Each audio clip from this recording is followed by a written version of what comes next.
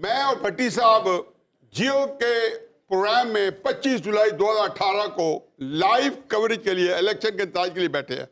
हमारे साथ शाहजेब खानजादा साहब है, तलत हुसैन साहब है, सोहेल वड़ाई साहब है, हामिद मीर साहब है, इनको याद है। 3 गवाह हो गए। हम यहाँ बैठे हैं और पूरे 8 बजे हम ऑफ एयर हो गए। मुझे अच्छा नहीं लगता, लेकिन हमें बताया गया कि आप लोगों ने, हम जब ऑन एयर लाएंगे तो इमरान खान साहब को, पीटीआई को विनर डिक्लेयर करना है। साहब ऐसे ही हुआ था। अगर कोई गलती हो तो बता देंगे, उन्हें विनर डिक्लेयर बताया। उनमें से कुछ लोग मैं मुकम्मल कर लूं। जी। तो उनमें से कई लोगों ने एहतजाज किया, मैंने बैठने से इनकार कर दिया, तलत हुसैन ने उसने शिया से बैठने से इनकार कर दिया, सलीम साफी साहब ने इनकार कर दिया, हामिद मीर साहब ने इनकार कर दिया। सलीम साफी साहब ने भी अपने कॉलम में ये चीज़ें लिखी हैं, मैंने भी लिखी है, जंग के अंदर कॉलम छपे, उनकी मेहरबानी है, उन्होंने ये छाप भी दिया है। और जिन्होंने बंद कराया वो हमारी अपनी मैनेजमेंट थी, उन्होंने डिक्लेयर करें। इसलिए हमसे बड़ा कोई ऐनी शायद नहीं है उन इलेक्शन का। इसलिए मेरा ख्याल है कि तहरीक इंसाफ वालों के हक में जाता है कि उस इलेक्शन का जिक्र ना किया। ठीक है सर। दूसरी बात मेरी सुन ले, दूसरी बात सुन ले। आप लोग कुछ कह रहे हैं प्राय साहब के बाद वो कुछ बात प्राय साहब जी नहीं साहब कुछ कह रहे हैं आपने भाई जान बाद में कर लें। प्राय साहब के बाद। अच्छा प्राय साहब गवाह है ना भाई। प्राय साहब भट्टी साहब गवाही दे दे आप। यस ऐसी तो हुआ था। नहीं गवाही के साथ साथ अच्छा एक तो मुबारकबाद दें मेरे भाई मुसद्दक मलिक साहब को, आज भुट्टो साहब की फांसी का जिक्र कर रहे हैं। यानी देने वाले फांसी देने वाले फांसी का जिक्र कर रहे हैं कि भुट्टो साहब की फांसी हो गई और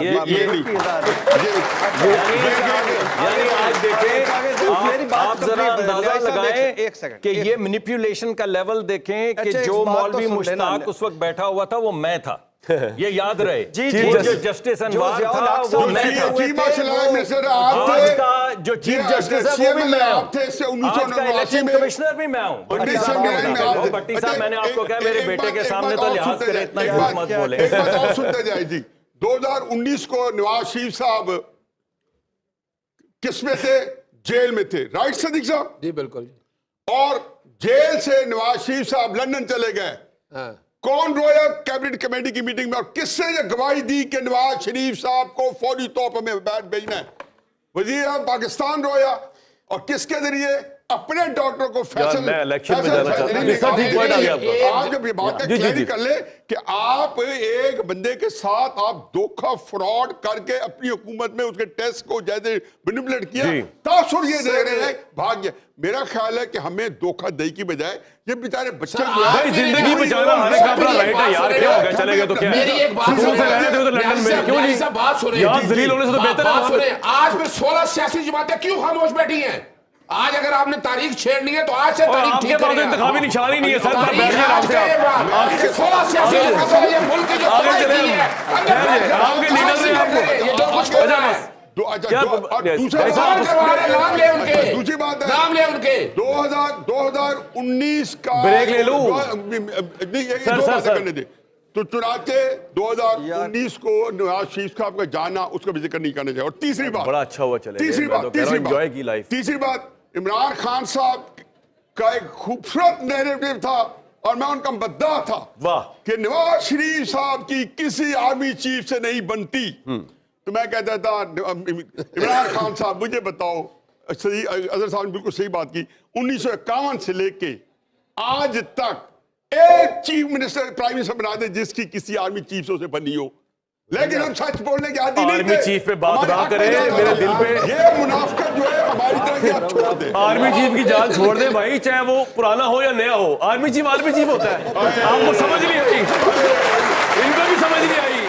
भट्टी साहब फिर न्याय साहब एंड में, उसके बाद ऑडियंस के पास जाऊंगा। जी भट्टी साहब, आपके नजदीक फिर ओवरऑल क्या तज़िया आपका है? 8 फरवरी को 2024 का जो इलेक्शन होने जा रहा है, आप कह रहे हैं पहली सिलेक्ट हो चुका है, आप कह रहे हैं पहली स्टेज सेट हो चुकी है, तो फिर इलेक्शन का क्या फायदा है? आप तो लोगों को बदल भी तो कर रहे हैं ना भट्टी साहब। अभी स्टूडेंट्स क्या सोचेंगे कि अगर स्टेज पहली सेट हो गया तो हम क्यों जाए बाहर वोट देने? कोई उम्मीद दें यार। देखिए कुछ उम्मीद ऊपर से भी नीचे आनी चाहिए। वाह, उम्मीद ऊपर से मुराद ऊपर आपसे, मतलब आपसे तो भाग गए। और पहली मजे की बात, 2-4 बड़ी मजे की बातें की मेरे भाई प्यारे ने। मेरा हमेशा अच्छा भाई मुसद्दक भाई मुसद्दक। अच्छा, भुट्टो साहब को जब फांसी लगी थी उस वक्त ज़ियाउल हक साहब थे। जी। और ज़ियाउल हक साहब ने कहा था मेरी उम्र नवाज शरीफ को लग गया और लग गई। अच्छा दूसरी, और अच्छा, और दूसरा उस वक्त एक आरटीएस बैठा था, न्यायी साहब ठीक कह रहे हैं। अब आरटीएस इलेक्शन कमीशन का भी बैठ चुका है, निगरान हुकूमतों का भी बैठ चुका है, ब्यूरोक्रेसी का भी बैठ इससे चुका आगे नहीं है, जाना। निजाम अदल का भी बैठ चुका है। बस यहाँ तक इससे ठीक। आगे नहीं जाना। मीडिया का भी कहते बैठ गए, इससे आगे नहीं जाने दूंगा मैं। कूद जाऊंगा। और मुसद्दक मलिक साहब को एक और मुबारक दें कि एक सेनेट के इंतखाबात जो इनके बुरे गलत हुआ, जो इनके आजाद हुए, नहीं अच्छा अब हुआ। तो अकलियती जैसे अमूर, तो आपने अच्छा कहा अब था। तो अकलियती अमूर नहीं मिल रहा, नशिस्तें पीटीआई को, खवातीन की नशिस्तें नहीं मिल रही, सेनेट में कोई काम रोए नहीं है, रोए क्या करे? और ऊपर से इलेक्शन आजाद। हाँ। और फिर आखिर पे बात कह रहे कि बाहर भिजवा दिया। भाई जब ये नादां गिर गए सजदों में, जब वक्ते क़याम आया, नवाज शरीफ तो हर मर्तबा डील करके चला जाता है। आपको दुख है बाहर जाने का, शुक्र अदा करें। 99 ऑडियंस आपने कुछ कहना है?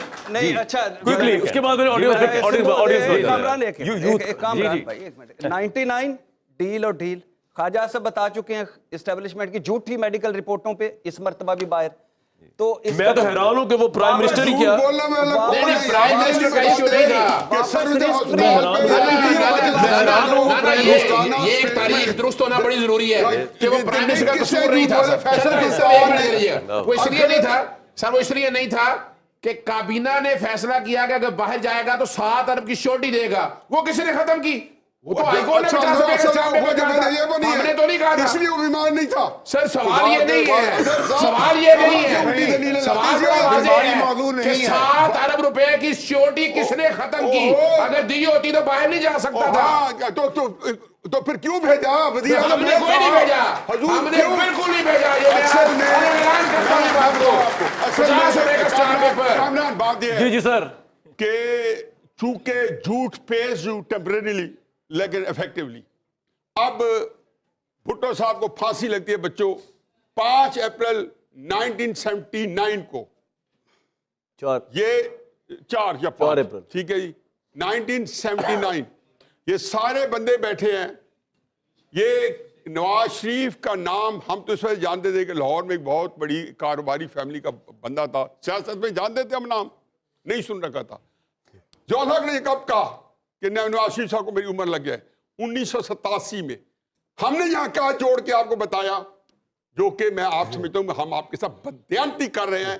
आप यंग लोग हैं, अल्लाह ताला आप लोगों को मजबूत किरदार का मालिक बनाए, बड़ा करे।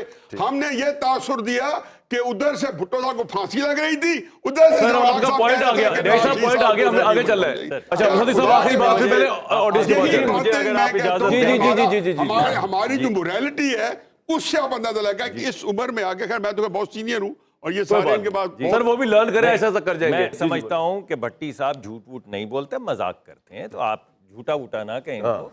भट्टी साहब को ये मैं कहने ही लगा था, याद नहीं रहा कि 1979 बात की बात के बाद आप मजाक करते। 88 में लग गई। मैंने आपको कहा, मैंने आपको भट्टी साहब, मैंने सिर्फ इतना कहा कि आप मजाक करते हैं। मैंने तो बचाया आपको, वरना तो आप पे बड़ा संगीन इल्जाम लगा है मैनिपुलेशन का।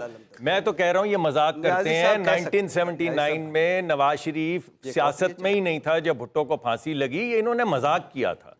फिर ये जो इन्होंने कहा कि जिंदगी लग जाए, और ज़ियाउल हक साहब ये थोड़ा भूल गए कि वो कौन था जो झंडा लेके परवेज मुशर्रफ का निकला था रेफरेंडम करवाने के लिए। और यार इमरान खान था, कौन भूल सकता है, उससे आगे चले ना। माफी मांग ली, माफी आपने तो मामूली नहीं मांगी। और वो तो अभी यार इमरान खान ने स्ट्रगल तो की है ना जी, उसने इतने लोगों को अपना पार दिवाना तो किया है ना यार। बात ये है कि अभी नवाज शरीफ ने कुछ हरकतें ऐसी है इमरान साहब की, आपके अलावा जहां बाजवा लेके आया नवाज शरीफ को। आपके अलावा यहाँ पे हर बंदे ने स्ट्रगल की हुई है। आप वाहिद हैं कि जिनको घर बैठ के सारी चीजें मिली।